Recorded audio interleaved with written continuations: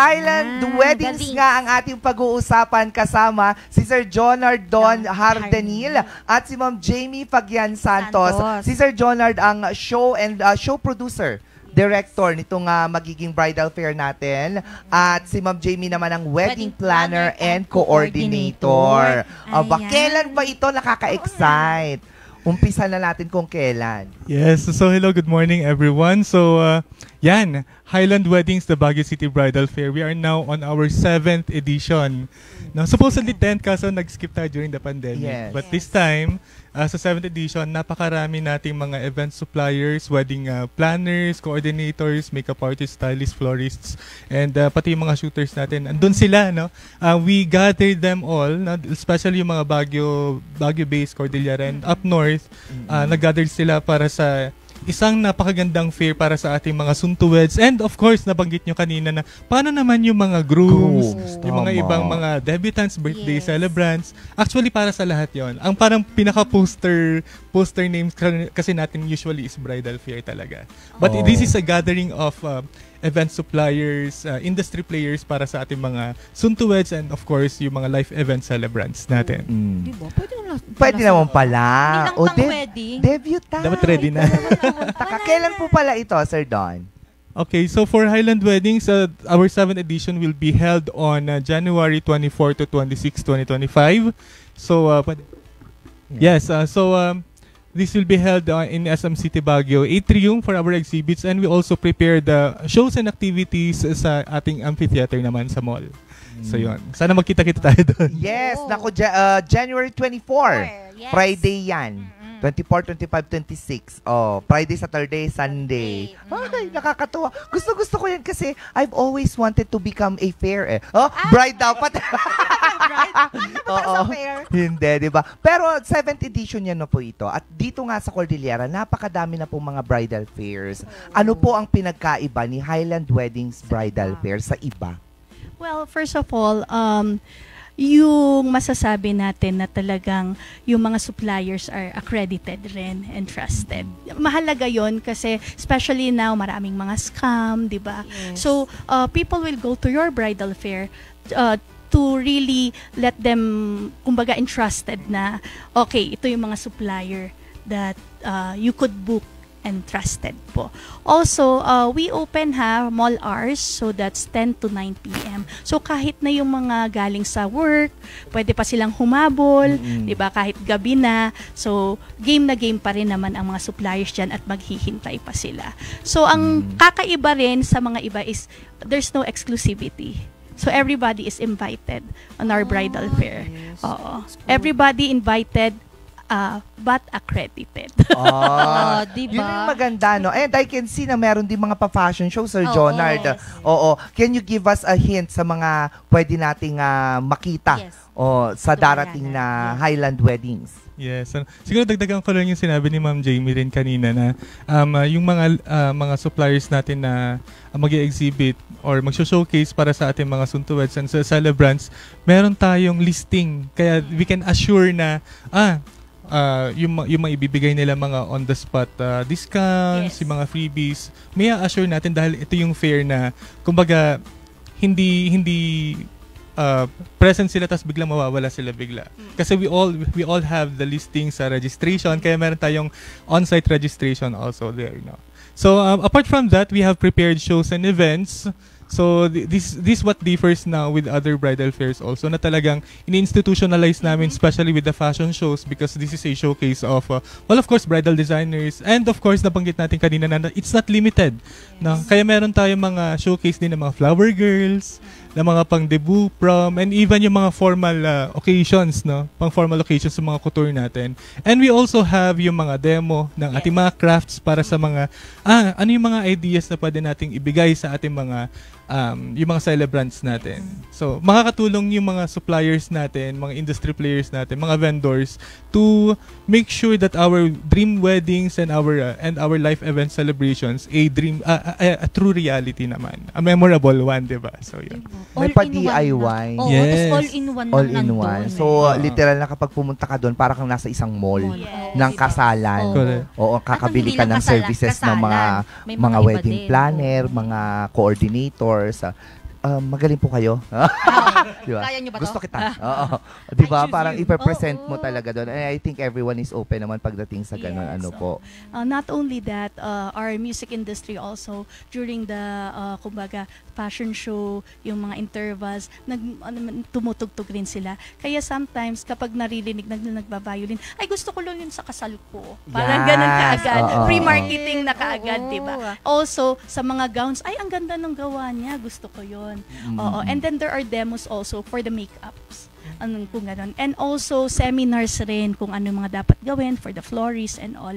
So we also have that. Kumbaga, we also, hindi lang ito yung mga, dati na yung sumasali. Kahit baguhan ka, pwede mong maputunayan yung sarili mo sa bridal fair na to. Pantay-pantay. Ito talaga fair.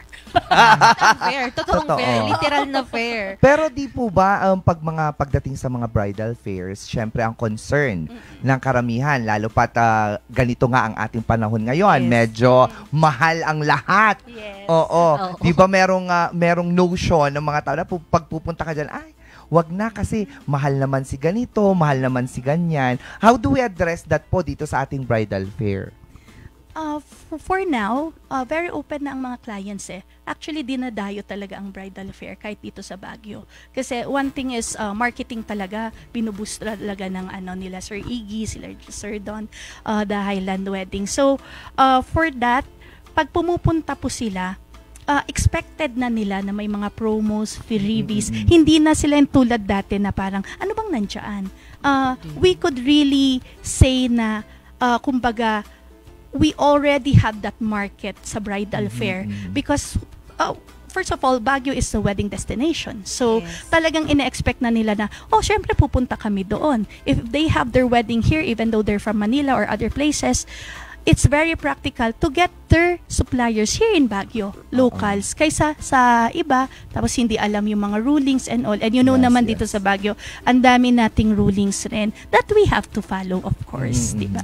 On top of that, this is the advantage of attending a bridal fair, especially sa mga celebrants natin, to really meet first hand, face to face ang ating mga suppliers, yung mga coordinators natin, para kung ano yung mga concerns nila, especially with the budget, pwede na nilang pag-usapan in one sitting, or at least makapag-start sila dun sa discussions nila about it. And well, of course, meron tayong mga promos, discounts, and yung mga freebies na pwede nilang ibigay. Same is true with the shows na nabanggit ni Miss Jamie kanina, na kung nagustuhan mo siya, pwede mo na pag-usapan with the designer or the makeup artist or even the performer, kasi nandun na sila on the venue mismo.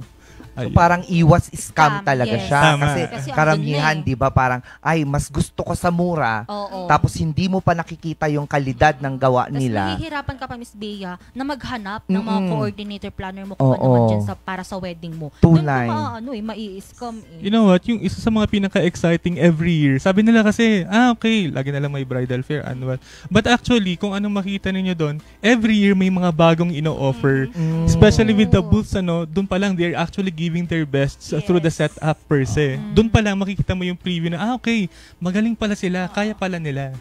Yung mga yun. Speaking of, eto pong yearly na nga na ginaganap.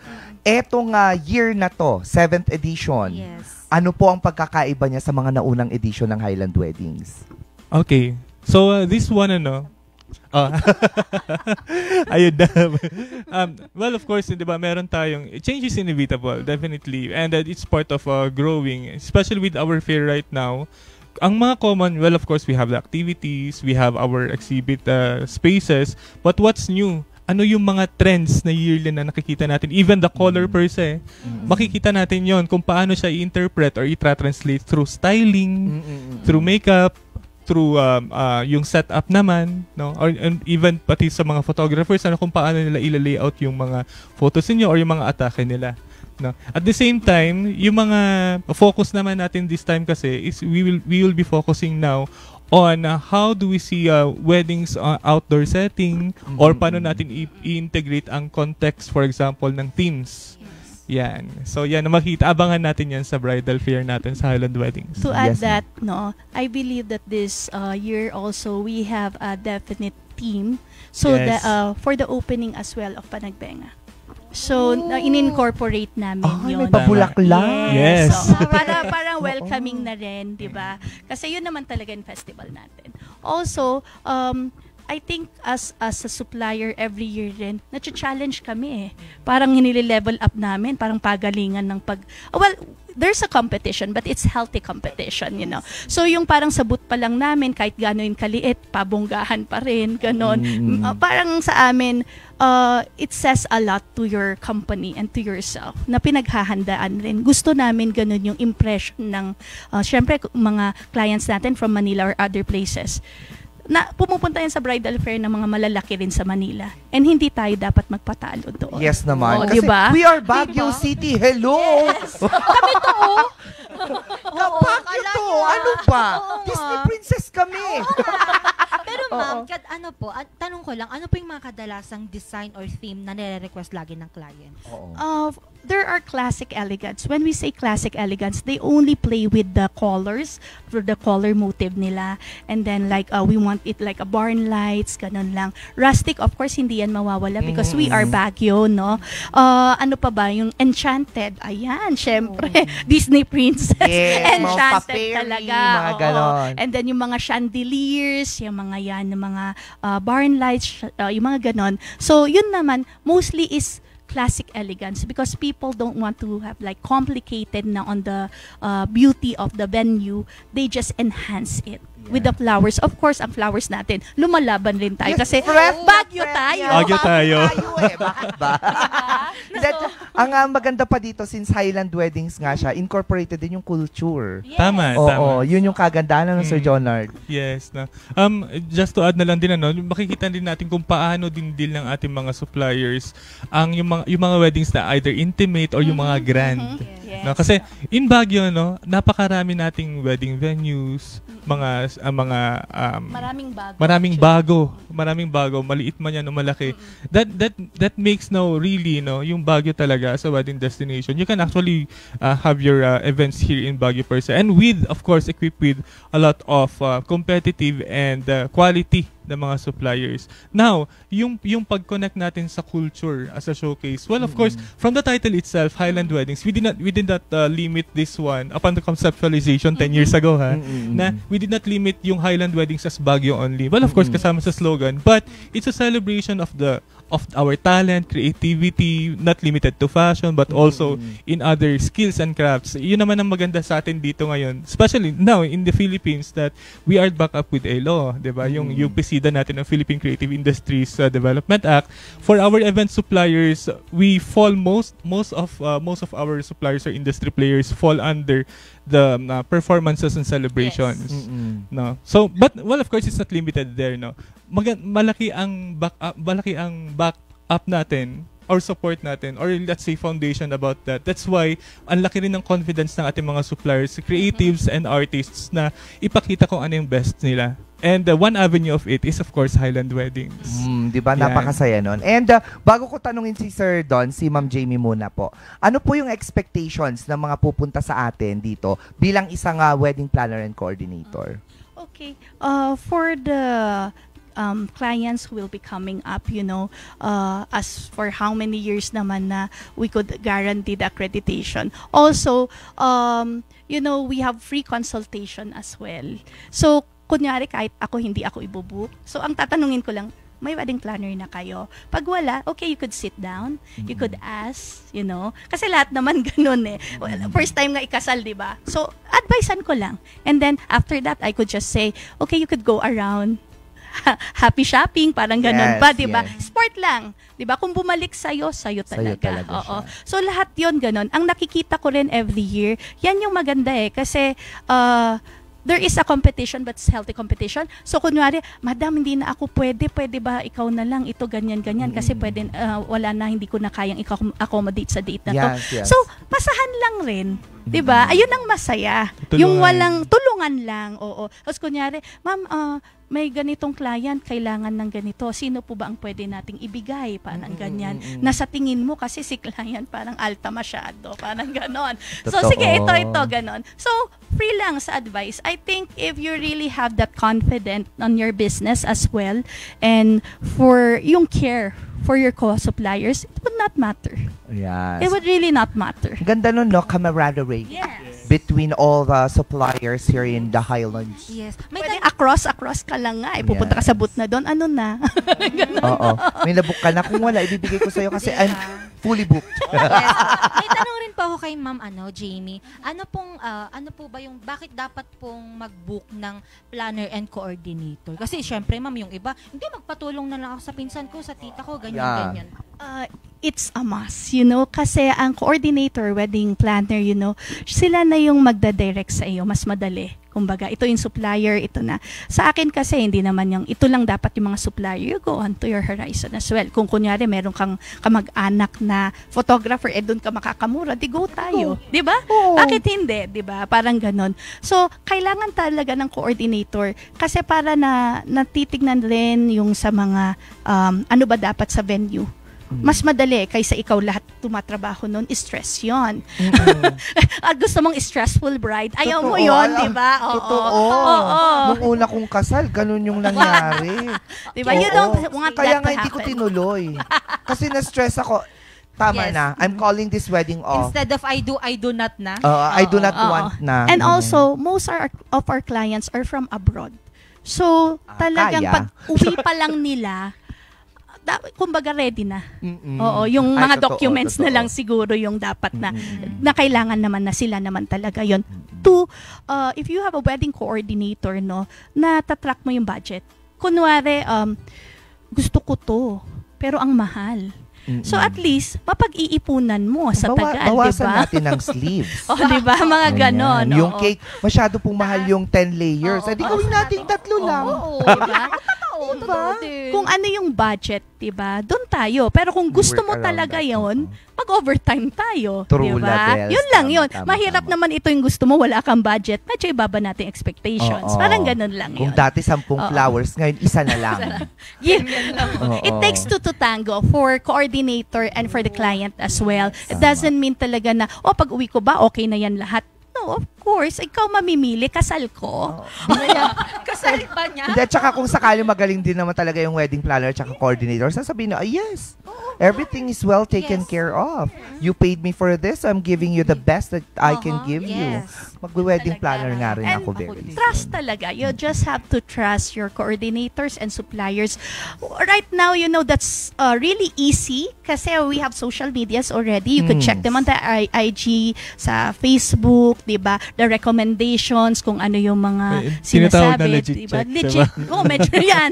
Mag-check ka. Nakaka-offend ba yung legit check? Parang ganun. Pero kung titignan mo rin naman yung magko-comment doon, legit, ganito. Yes, You really know that, okay, confident ako. Parang ganun, True, diba? Labet. Oo. Ang dali na lang nun Sorry, Opo. ang dali na lang nun na ma-check talaga with the social media. So, thank God we have social media. So, Minsan din, hindi din tama yan. Just! Oo, over yun. Gigigil din ako. Sana nga bumalik na lang sa dati na lampara na lang yung ilaw. Chika lang. Pero eto naman kay Sir Don, as the show producer and director, ano po yung ine-expect ng karamihan pag pumunta po dito sa Highland Weddings? Well, we make sure naman na they are well entertained also, not only from sa exhibit per se, but of course, how do they imagine or how are they going to visualize now on wearing clothes like that? Syempre makikita nila on the aisle. No, syempre part yun ng mga activities and events natin for the bridal fair, no. Yung mga expectations naman given naman yan na okay, since given na bridal fair ito, I'm expecting gowns, I'm expecting demonstrations sa mga makeup artists and of course musical performances. But yung mga trends kasi dito lalabas talaga, which is yun yung nagbabago every year. Well, of course, meron yung mga bagay na for example yung themes like yung mga timeless classic elegance, no? Meron siya, no? Ipapakita pa rin natin siya. Not only sa shows and events, but also the bridal fair per se. Ito yung mga bagay na kailangan na i-look forward ng ating mga suntuwad couples. Lahat ng mga gustong umattend ng bridal fair, even yung mga shoppers na mismo, or kayo mismo na mga nanonood, pwede niyong paghandaan kasi sa social media pa lang pinapakita na namin kung ano yung mga kailangan ninyong yung mga makikita ninyo. It's a preview of what you are planning. And bakit natin, kasi previously, pre-pandemic, usually ang Highland Weddings is set on the month of May. This time kasi, mula nung bumalik tayo last year, January na, we're giving actually ample time for suntuwad couples na nag-expect na sila kanina pa, Sir Don. Oo, talagang masinsinang pakikinig ang ginagawa talaga nila. Oo. Parang ito yung first step na ninyo kasi usually pag mga May, June, yan yung mga sobrang busy na nagfa-finalize na. January is a good time actually to start planning and meeting now your coordinators and other suppliers is very viable actually through bridal fairs kasi makikita at mamimit nyo na sila kaagad. Nandyan, pupunta yung dalawang yan kasi sabi nga, yung tema, sabi ko, feeling ko talaga may pa-gym talaga na epekto yan. Oo. At make-up. Si bride mismo ang nagme-makeup. Oo, 'di ba? Tapos pati yung mga boxing kineme, may muka 'yan, naka-makeup silang ganun. Ang ganda din siguro no. Wala pa akong nakikitang ganon. Na tema talaga. Oo, yung fitness center themed na wedding. Parang masaya 'yon. Oo. 'Di ba? Lahat ng mga secondary sponsors, 'di ba yung may pa-entrance sila tapos sasayaw. Sila hindi. Magla-lounge, magaganyan-ganyan silang papasok doon, 'di ba? Ay, that's a good idea. Ang happy. Oo, kunin niyo po akong bridesmaid. Ganon. Ako maraming salamat po. Anyway, imbitahan po natin ang ating mga viewers na pumunta po sa January 24 to 26. Okay, so once again, we would like to invite everyone to join us and start planning your dream weddings and events at the Highland Weddings, the Baguio City Bridal Fair. We are now on our 7th edition. This will happen on January 24 to 26, 2025 at SM City Baguio. So we have around 85 to nearly 100 brands, professionals, and of course establishments who will be joining clustered in our exhibit spaces at the atrium. And we have featured activities as well, like fashion shows and other programs, musical performances, and talks at the amphitheater. And yes, Ma'am Jamie. We guarantee also that we have a lot of suppliers kasi pagkalabas pa lang nung layouts, afternoon, 3 lang natira. The next day, fully booked na. So, sulit po yung pagpunta ninyo. Also, we want to extend our regard to Sir Iggy. Yes, hello Sir Iggy. Nanonood din siya ngayon. Nanonood siya. So, siya talaga yung master. Yes, yung master ng Highland Weddings from Field Trade Exhibits naman po. Correct. Yun din, may assure natin na quality yung bridal fair natin kasi our head organizer actually is doing a lot of bridal fairs in Manila. No. And around Luzon. Nationwide actually. Na siya. Yun na talaga yung ginagawa niya. So for more details na lang din po you can visit our event page. Just search Highland Weddings, the Baguio City Bridal Fair 2025, or just look for our hashtags, #Highland Weddings, #Baguio City Bridal Fair. So, dun pa lang lalabas na yun sa ating mga social media accounts. You can start a listing kung sino yung mga initial na ibibisitahin ninyo. And don't forget to sign up yung registration natin on-site. Free naman po. Yes. Wala tayong babayaran. So, pwede po ang walk-in. Correct. Kasi yung mga iba yan, yung mga tanong, di ba? Na, kailangan ba mag-register? You could do your walk-in. Our registration there is very accommodating. And of course, don't forget, you could also win promos from different suppliers and venues. Yes, diba? Paano pag nanalo ka doon tapos hindi ka naman ikakasal kasi wala ka namang jowa? Pwede naman. Sa ibang functions mo naman, meron ka naman siguro sa birthday mo, ganyan. Pwede. Pumunta tayo. Anong oras? Alas 10 po yan, sa 24 yung opening, ribbon cutting. Ang ceremonial opening program natin is at 2 o'clock in the afternoon. Ayun. But of course, mag-start na yung bridal fair pagka-open ng mall mismo. Ayan. Punta tayo mga ka-MB. Magkita-kita tayo dito sa Highland Weddings Baguio City Bridal Fair. I'm so excited. Actually, na-excite ako. I'm so excited kasi maraming mga prepaid. Oo, yun talaga. May mga yun. pika-pika dyan kasi syempre meron namang mga supplier ng mga pagkain. Food You have to tasting, taste. correct. Of course! Do you have a group? Pero pag nakita ko dun si Coach, ay, no pala. Bawal pala, Bawal pala sorry. Oo. Nakakon pala ako, nakasirkit pala ako ngayon. Di ba? Once again, maraming salamat po. Thank you. It's a Maraming pleasure, salamat. it's Sir ours. Don, Thank you. for being here with us this morning. At katulad nga ng sabi natin, magkita-kita po tayo sa Highland Weddings of the Baguio City Bridal Fair sa darating na January 24 hanggang 26. Mall hours po yan. At malay nyo, makita nyo rin ako dong rumampa. Ay, oo, why not? Why Oo, not? sa baba. Why not? Window shopping Oo, ang wala ginagawa. akong pasok noon. Oo nga. Wala Ako nga. pa rin presenta yung sarili.